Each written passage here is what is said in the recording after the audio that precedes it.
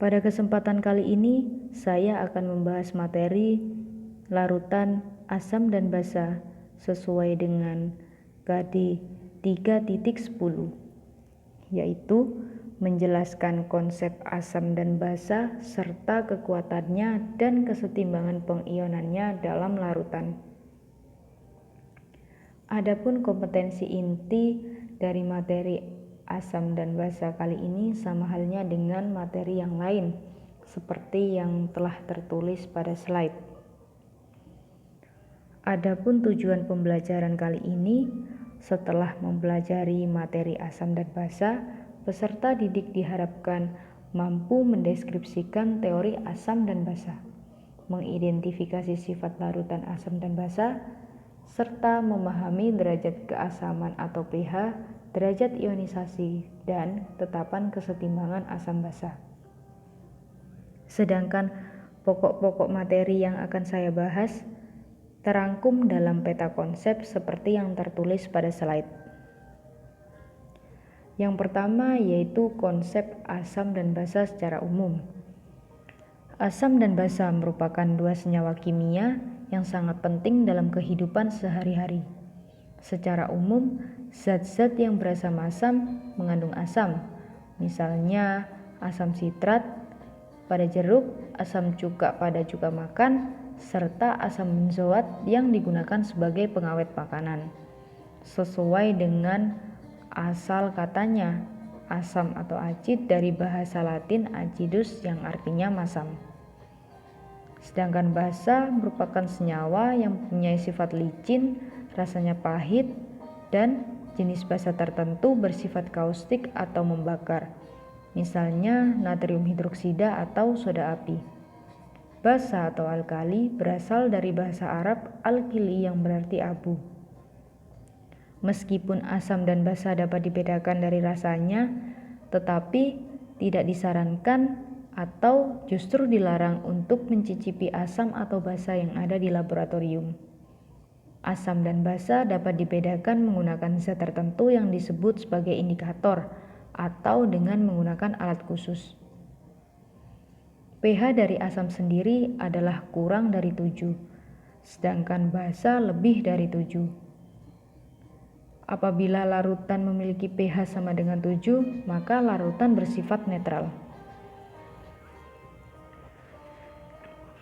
Larutan asam dan basa dapat diperoleh dengan melarutkan asam atau basa secara langsung ke dalam air. Selain itu, larutan ini juga dapat diperoleh melalui reaksi antara senyawa oksida dengan air. Reaksi antara oksida asam dengan air akan menghasilkan larutan asam, sedangkan reaksi antara oksida basa dengan air akan menghasilkan larutan basa. Larutan basa juga dapat dihasilkan dari reaksi antara logam reaktif dengan air. Sedangkan pengertian oksida sendiri adalah senyawa atau unsur-unsur tertentu yang mengandung oksigen, seperti CO2, SO2, P2O5, dan Cl2O7. Macam-macam oksida. Yang pertama yaitu oksida asam, yang kedua yaitu oksida basa, yang ketiga oksida indiferen, dan yang keempat adalah oksida amfoter. Oksida asam adalah oksida yang jika dilarutkan dalam air menghasilkan larutan asam.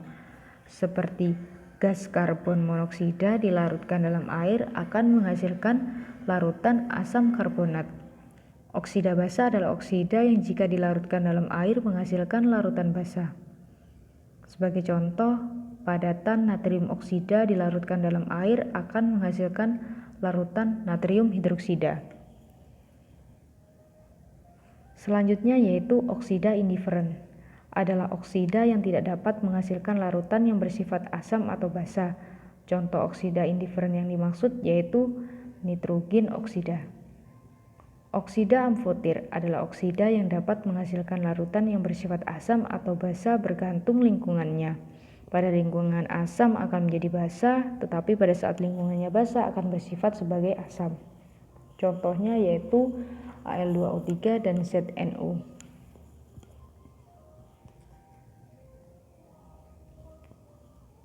Selanjutnya yaitu teori asam basa. Sifat asam dan basa dari suatu larutan dapat dijelaskan menggunakan beberapa teori. yaitu teori asam basa Arrhenius, teori asam basa Bronsted-Lowry, dan teori asam basa Lewis. Ketiga teori ini mempunyai dasar pemikiran yang berbeda, tetapi saling melengkapi dan memperkaya. Hal-hal yang tidak bisa dijelaskan oleh teori Arrhenius dapat dijelaskan dan dilengkapi oleh teori Bronsted-Lowry dan tidak bertentangan dengan teori Arrhenius. Demikian juga teori Lewis dapat melengkapi hal-hal terkait asam basa yang tidak dapat dijelaskan oleh teori Bronsted-Lowry. Namun pada pertemuan kali ini saya akan membahas tentang teori asam basa Arrhenius. Mengingat terbatasnya waktu, maka teori asam basa Bronsted-Lowry dan teori asam basa Lewis akan saya jelaskan pada pertemuan selanjutnya. Teori asam basa Arrhenius dicetuskan oleh Svante August Arrhenius 1887 yang menyatakan bahwa asam adalah senyawa yang jika dilarutkan dalam air melepas ion H+ atau ion hidrogen atau H3O+ atau biasa disebut ion hidronium. Asam umumnya merupakan senyawa kovalen dan akan menjadi asam jika sudah larut dalam air. Sebagai contoh, gas hidrogen klorida bukan merupakan asam, tetapi jika sudah dilarutkan dalam air akan menghasilkan ion H+. Adapun reaksinya dapat dilihat pada slide.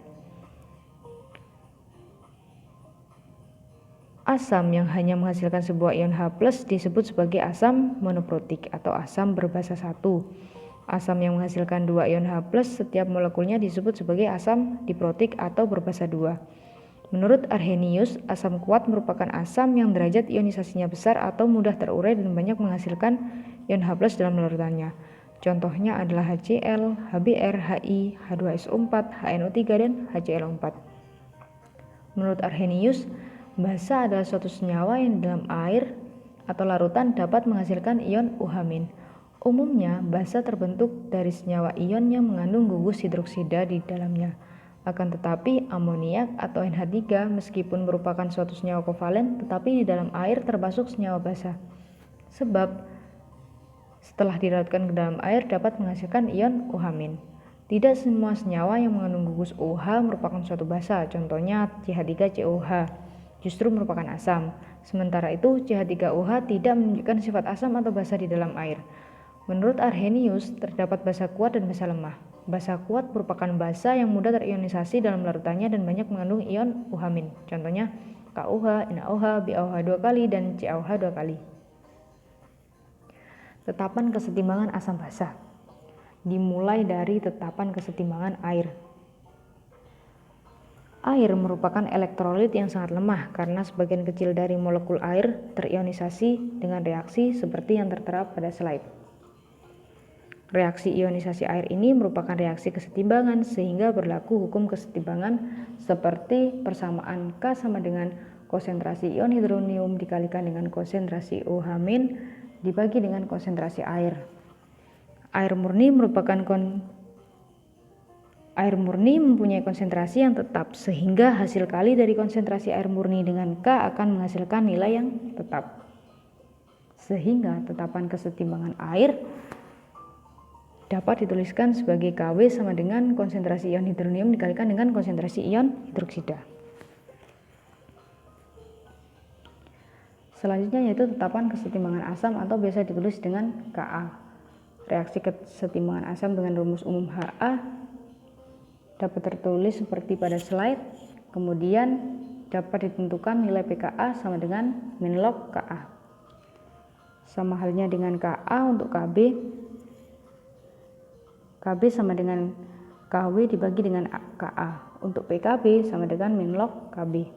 Jika konstanta asam dan konstanta basa dikalikan, maka Kw sama dengan Ka kali Kb, sedangkan Pkw sama dengan Pka tambah dengan Pkb. Pada saat suhu 25 derajat Celcius, maka nilai Kw sebesar 1 kali 10 pangkat min 14. Berikut adalah tabel nilai tetapan kesetimbangan beberapa asam basa.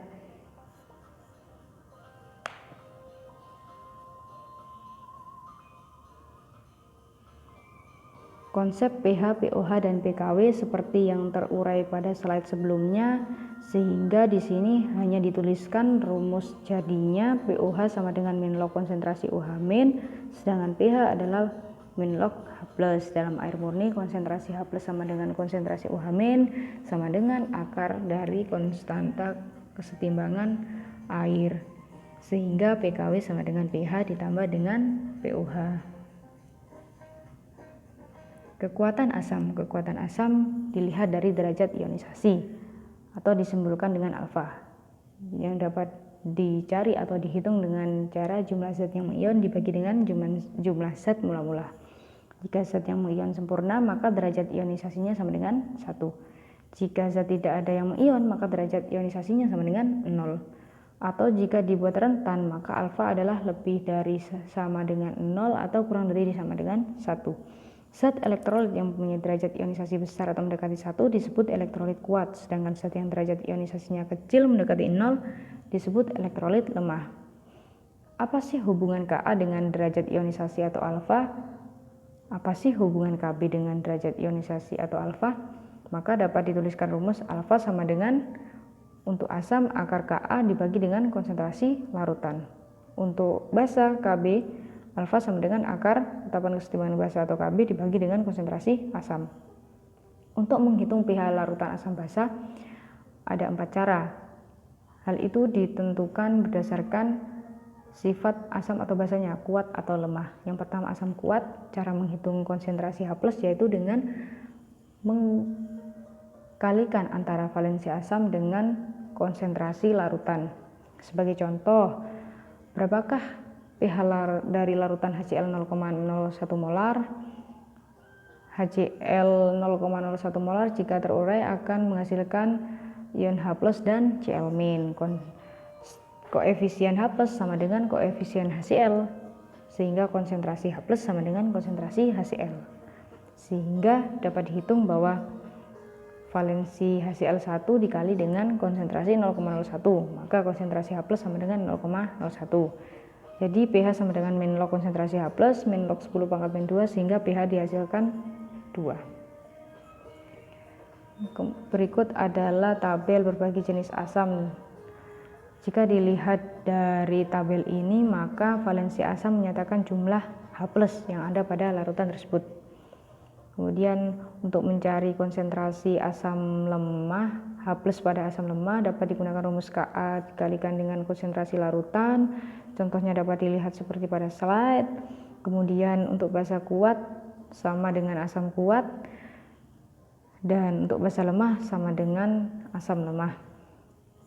Berikut adalah tabel berbagai jenis basa dengan valensi basa seperti halnya dengan asam. Jika valensi asam menyatakan jumlah H+, maka valensi basa menyatakan jumlah OH-.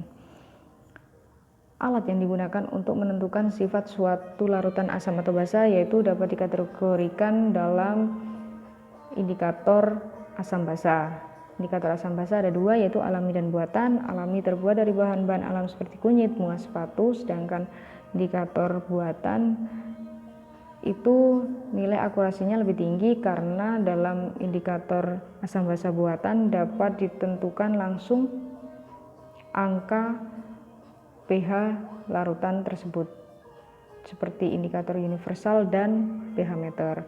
Untuk kertas lakmus hanya menyatakan bahwa larutan tersebut bersifat asam atau basa.